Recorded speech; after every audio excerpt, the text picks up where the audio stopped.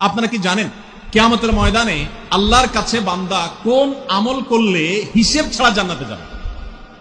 জানেন কেউ? বলতে পারেন কেউ?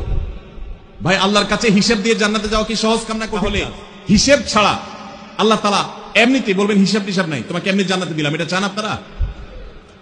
দেখুন কোরআনে কারীম আল্লাহ তাআলা বলছেন, ইন্নামা ইউওয়াফাস সাবিরুনা আজরাহুম বিগাইরি হিসাব।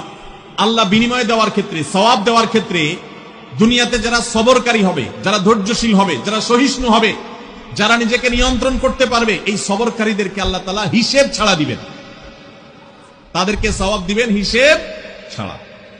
তাহলে আপনি যখন আপনার কর্মস্থলে থাকবেন আপনাকে ধৈর্য ধারণ করতে হবে। আপনি যখন পাবলিক পরিবহনে উঠবেন আপনার মাথা ঠান্ডা রাখতে হবে। আপনি যখন আপনার বাসা বাড়িতে থাকবেন আপনার মাথা ঠান্ডা থাকতে হবে।